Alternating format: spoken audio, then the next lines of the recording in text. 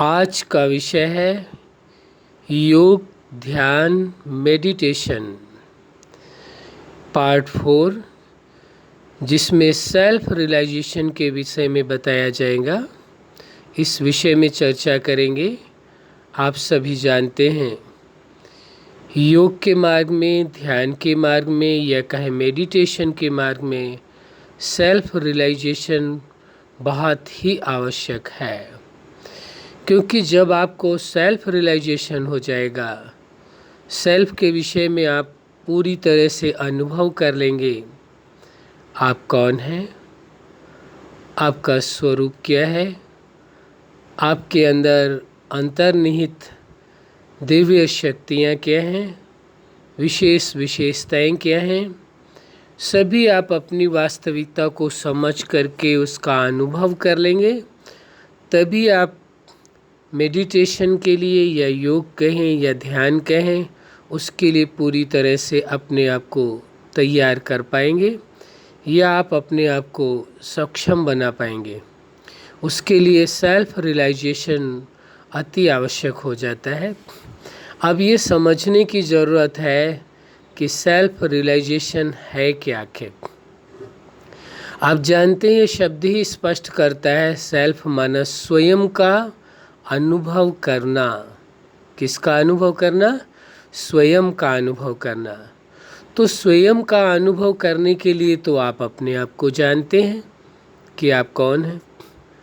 आप कौन हैं, अपने आप को जानते हैं। आपका नाम क्या है, आपका रूप क्या है, आपकी विशेषताएं क्या हैं, आप रहते कहाँ हैं, कार्य क्या करते हैं, ये सभी कुछ आप जानते हैं। अपने विषय में पूरी जानकारी है आपके पास। लेकिन जो मेडिटेशन के लिए कहें, योग या ध्यान के लिए कहें, जो यहाँ पर सेल्फ रियलाइजेशन की बात आती है, स्वयं का अनुभव करने की बात आती है, कि स्वयं का अनुभव करना कि आप कौन हैं, वहाँ की पहचान से यहाँ की पहचान में कुछ थोड़ा सा अंतर होगा। बाकी आप जानते होंगे, ऐसी बात नहीं है।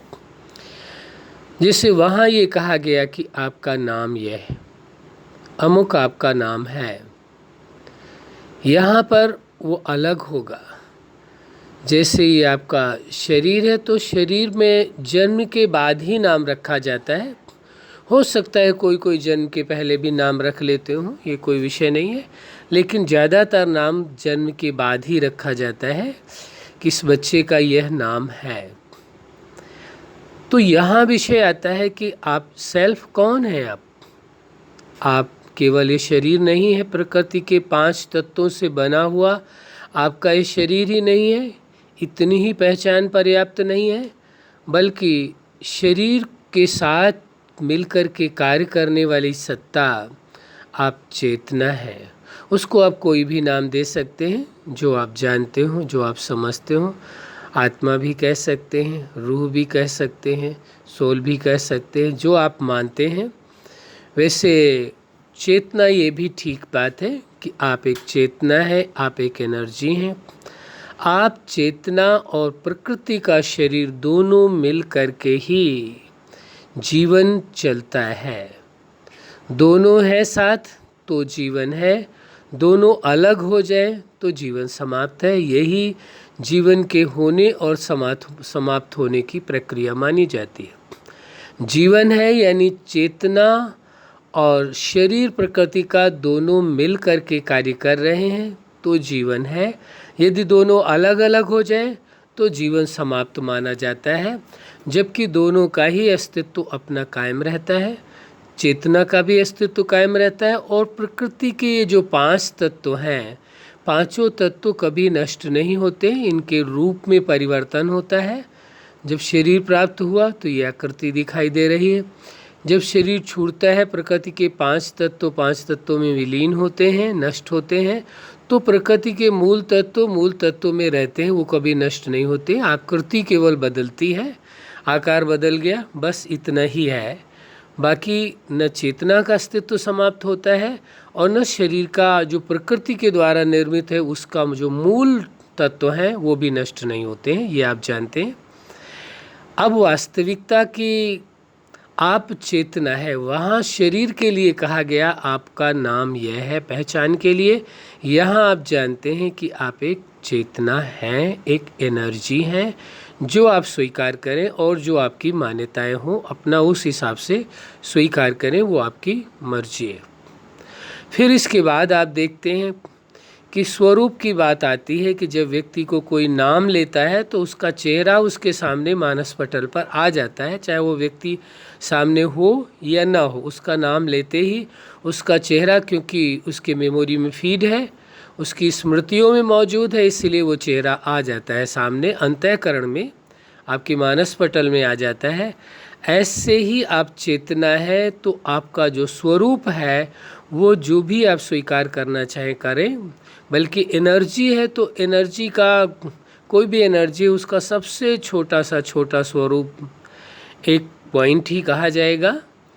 तो ये आप कह सकते हैं, कहना चाहें कि जो एनर्जी है शरीर के थ्रू कार्य करने का कार्य है वो एक पॉइंट ऑफ लाइट है, ये आप कहना चाहें तो कह सकते हैं। बाकी जो स्वरूप आप स्वीकार करें वो आपकी मर्जी है, उसमें कोई दिक्कत नहीं है, ये केवल समझने का विषय है। तो वहाँ वो शरीर की आकृति दिखाई दे रही है और यहाँ वो एक एनर्जी है जो आँखों से दिखाई नहीं दे रही है, जो चेतना है जो आँखों से नहीं दिखती है, लेकिन उसका अस्तित्व अवश्य है, ये आप भी महसूस करते हैं और सभी स्पिरिचुअल लोग, सभी लोग इस बात को मानते हैं और नॉन स्पिरिचुअल भी मानते हैं। कोई एनर्जी है, कोई पावर है, ये समझते हैं।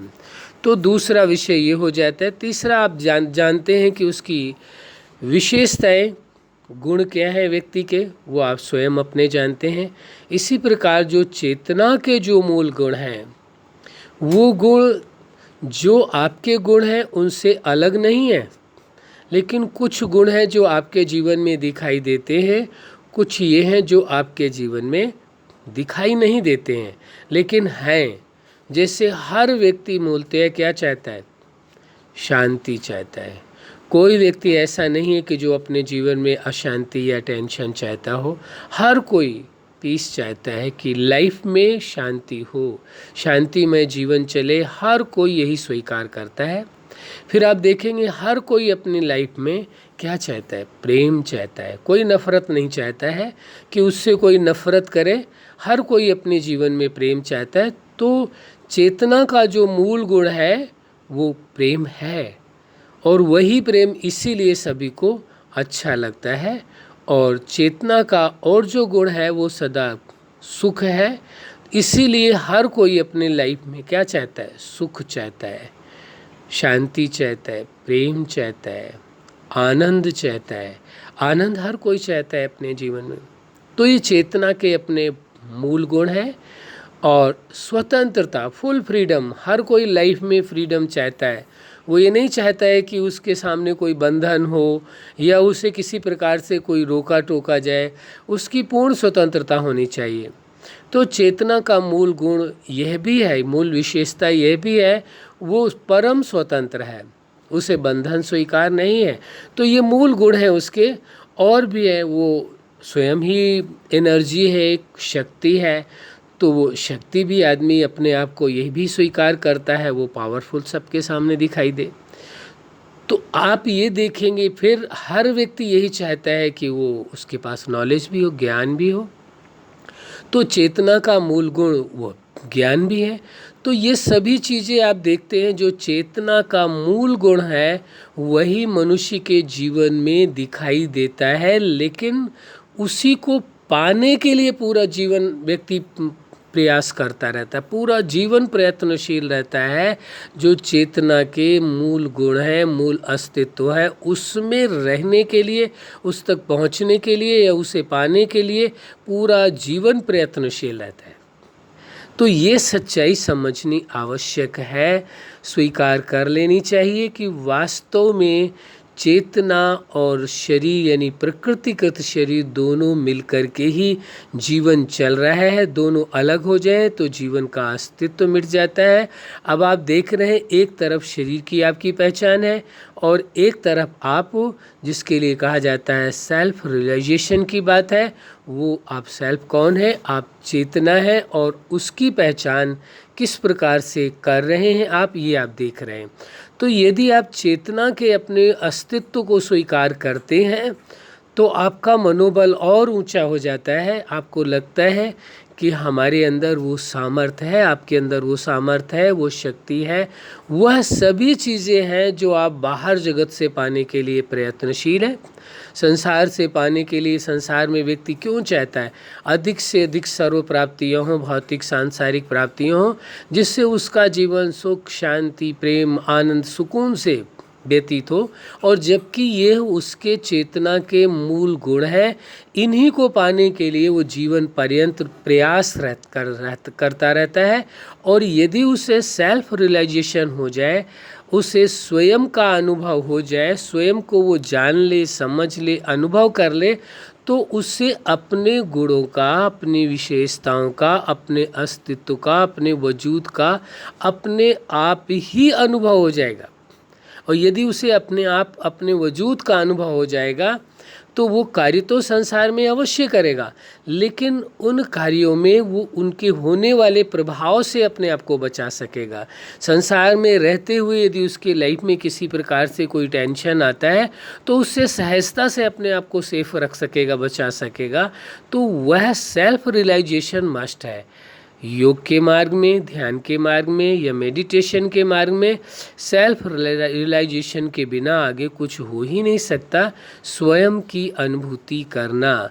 तो यहाँ जब आपने स्वयं के विषय में जाना कि आप चेतना है, आपने अपने आप को समझने की कोशिश की, जैसे शरीर का वहाँ ये आकार है, कोई भी एनर्जी हो उसका सूक्ष्म से सूक्ष्म रूप आप देखें, कोई भी एनर्जी होती है वो एक पॉइंट ही मानी जाती है। और पॉइंट में यदि आप मानते हैं कि आपका जो चेतना का वो स्वरूप है वो है पॉइंट ऑफ लाइट, एक एनर्जी, एक प्रकाश पुंज है, एक एनर्जी का आप कण है, एनर्जी पुंज है, जो आप चेतना और शरीर दोनों मिलकर के जीवन चल रहा है, उस वास्तविकता को आपने समझा, उस वास्तविकता को आपने जाना। अब विषय आता है उसको रियलाइज करने का, अनुभव करने का विषय है। तो अनुभव कैसे करेंगे?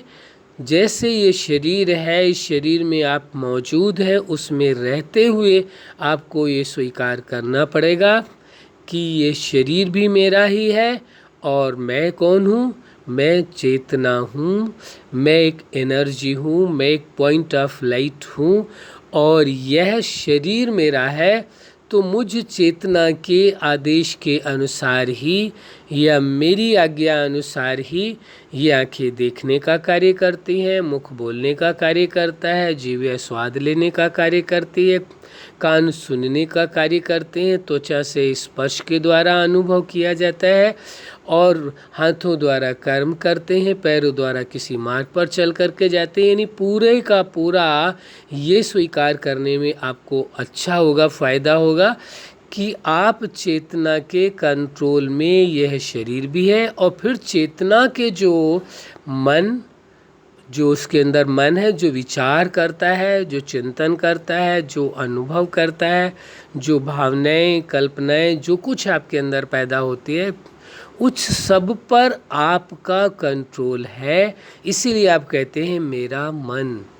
मेरा मन का मतलब आप मन नहीं, मैं और मेरा शब्द दो चीज़ें आती हैं बड़ी स्पष्ट तौर पर। मैं स्वयं के लिए संबोधित किया जाता है और मेरा दूसरी वस्तु के लिए जिस पर आपका अधिकार होता है। जिस पर आपका अधिकार होता है उसे आप मेरा कहते हैं और मैं स्वयं के लिए संबोधित किया जाता है। तो यहाँ वही है कि आप एक एनर्जी हैं, पॉइंट ऑफ लाइट है, और जो स्वरूप आप समझना चाहें, स्वीकार करना चाहें, कर सकते हैं, इसमें कोई दिक्कत नहीं, जैसा आप स्वीकार करें। और वह स्वरूप आप है, और होने के बाद आप देखेंगे कि आप, ये मन आपका है, आप मन नहीं है, बल्कि मन आपका है और आपके अंडर कंट्रोल में है। आपकी आज्ञा अनुसार ही मन विचार करता है, चिंतन करता है, इमोशंस आते हैं आपके अंदर, कोई भावनाएं, कल्पनाएं, इच्छाएं, निर्णय, जो कुछ भी आप करते हैं वो सब आपकी मर्जी के अनुसार होता है। आप शरीर के भी मालिक हैं, शरीर की समस्त इंद्रियों के भी मालिक हैं, और साथ साथ आप चेतना मन के भी मालिक हैं। ये दोनों ही बातें आपको स्वीकार करने से क्या होगा, मन स्वतः ही आपके आदेशानुसार चलने लगेगा, आपका कार्य करने लगेगा। और सबसे अच्छी बात यह है कि आपको मन को कार्य देना है। क्या करना है, मन को कार्य देना है कि मन को इस विषय में, किसी भी अच्छे विषय में आप उसे दीजिए कि आज इस विषय में आपको विचार करना है और इसी विषय में चिंतन करना है और किन्हीं विषयों में, व्यर्थ के विषयों में नहीं जाने की आवश्यकता है। आपको स्वयं आप कहेंगे कि मैं चेतना हूँ और मेरा ये आदेश है मन आपको कि आपको इस विषय में विचार करना है, इस विषय में ही चिंतन करना है और इस विषय में ही अनुभव करना है। ऐसा आप आदेश देंगे तो मन पर आपका नियंत्रण होगा, इंद्रियों पर आपका नियंत्रण होगा। सेल्फ रियलाइजेशन का मतलब ही यह है कि स्वयं की अनुभूति, यानी आपके अंडर कंट्रोल में शरीर की समस्त इंद्रियां और मन भी है, तो आप इसके मालिक हैं, ये आपको अनुभव होगा। स्वयं में स्वयं का अनुभव क्या होगा, स्वयं का अनुभव क्या होगा कि आप मालिक हैं, इंद्रियों के भी हैं, शरीर के भी हैं, मन के भी हैं। ये सब आपके आदेशानुसार चलने वाले हैं। ऐसा जो अनुभव है वह आपको योग के मार्ग पर, ध्यान के मार्ग पर या कहे मेडिटेशन के मार्ग पर सफलता के शिखर तक ले जाएगा। और जो मेडिटेशन के द्वारा, योग के द्वारा, ध्यान के द्वारा जो अनुभूतियाँ होंगी, जो प्राप्तियाँ होंगी, उनको बड़ी सहजता से आप कर सकेंगे। इसलिए पहला विषय आ जाता है स्वयं का अनुभव करना। तो इस प्रकार से आप चिंतन कर सकते हैं, इस प्रकार से आप अपने आप को कार्य दे सकते हैं, इस प्रकार से आप स्वयं का अनुभव कर सकते हैं। ये एक सहज प्रोसेस है और इसको बड़ी सहजता से आप कर सकते हैं। कोई मुश्किल तरीका नहीं, बहुत ही सहज तरीका है और इसको करने में कोई दिक्कत आपको नहीं जाएगी। आप सहजता से, इसमें कोई जोर देने की आवश्यकता नहीं है, बहुत ज़्यादा दिमाग पर या मन पर जोर देने की आवश्यकता नहीं होती है। मेडिटेशन हो, ध्यान हो या योग हो, इसमें जितना आप सहज रहेंगे, जितना आप सरलता से चलेंगे, उतनी आपको सफलता है। जितना आप लाइट रखेंगे अपने आप को और बड़ी ही सरलता से, सहजता से इन सारी बातों को स्वीकार करते हुए इसी अनुरूप आपको अपना चिंतन करना है और स्वीकार ये करना है कि आप चेतना, शरीर की समस्त इंद्रियों और मन के मालिक हैं, स्वामी हैं। ये आपके आदेशानुसार ही चलते हैं, ये स्वीकार करना है। ये नहीं स्वीकार करना कि नहीं आपके आदेश देने पर पता नहीं चलेंगे या नहीं चलेंगे, कोई प्रश्न नहीं, कोई संशय नहीं। एक सीधा आपका आदेश है, सीधा आपका भरोसा है अपने आप पर कि ये शरीर की इंद्रियां और मन आपके ही अनुसार चलेंगे। तो ये स्वीकार करके उसी प्रकार आपको अपने मन को आदेश देना है और इंद्रियों को भी, शरीर की समस्त इंद्रियों को भी आदेश दे करके कार्य कराना है। तब आपको ऐसा अनुभव होगा कि आपके ही कंट्रोल में शरीर भी है, इसकी इंद्रियां भी हैं और मन भी है। ये तभी आपको अनुभव, और यही अनुभव आपको योग के मार्ग पर, ध्यान के मार्ग पर कहें या मेडिटेशन के मार्ग पर, उसकी सर्वोच्च ऊंचाइयों तक, सफलता तक आपको ले जाएगा। ये प्रथम सीढ़ी है, इस पर आपको चलना अवश्य होगा और बड़ी सहजता से, कोई मुश्किल नहीं, थोड़ा समय बैठ करके कर सकते हैं इस चिंतन को और इस एहसास को आप चलते फिरते भी कर सकते हैं, कोई मुश्किल नहीं है। बड़ी सहजता से स्वीकार करें कि मैं एक चेतना हूँ, ये शरीर प्रकृति से निर्मित है, चेतना और शरीर दोनों के मिलने से ही ये जीवन है। जब आप चेतना और शरीर दोनों मिलकर रहते हैं तो जीवन चलता रहता है। जैसे ही आप चेतना अलग होते हैं, शरीर अलग होता है, दोनों के अलग होते ही जीवन समाप्त हो जाता है। आप चेतना ही, ये शरीर, इंद्रियां और मन, इन सभी के मालिक हैं। आपके आदेश अनुसार ही इन्हों को कार्य करना है। मन भी आपके आदेश के अनुसार कार्य करेगा और ये इंद्रियां भी आपके आदेश के अनुसार ही कार्य करेंगी। आप आदेश देते हैं इंद्रियों को, शरीर की इंद्रियों को, कि आंखें वही देखेंगी जो आप देखना पसंद करते हैं, देखना चाहते हैं। कान इसी प्रकार से वही सुनेंगे जो आप सुनना चाहते हैं, मुख वही बोलेगा जो आप बोलना चाहते हैं, जीविया वही स्वाद लेगी जो आप स्वाद लेना चाहते हैं। इसी प्रकार त्वचा का जो स्पर्श का अनुभव है, जैसा आप चाहते हैं वैसा ही ये होगा। और हाथ पैर और ये दोनों ही आपके आज्ञा अनुसार ही कार्य कर रहे हैं। मन भी आपके आदेशानुसार चल रहा है। यही अपने आप को स्वीकार करके चलना है और यही आदेश दे करके उन्हों द्वारा कार्य कराना है। यह एहसास, यह अनुभव आपका स्वयं का अनुभव कहलाएगा। इसे सेल्फ रियलाइजेशन कहेंगे। इसलिए ये आवश्यक हो जाता है आप लगन के साथ इसका अनुभव करें, एहसास करें। अच्छा, आप अपने जीवन में सफलता के शिखर तक पहुँचें और योग, ध्यान और मेडिटेशन में सेल्फ रियलाइजेशन के द्वारा अपने आप का अनुभव करें, स्व अनुभूति करें और अपने चेतना के मूल गुणों का अनुभव करें। यही हमारी हार्दिक शुभकामना है। सदा खुश रहें, मुस्कुराते रहें। धन्यवाद।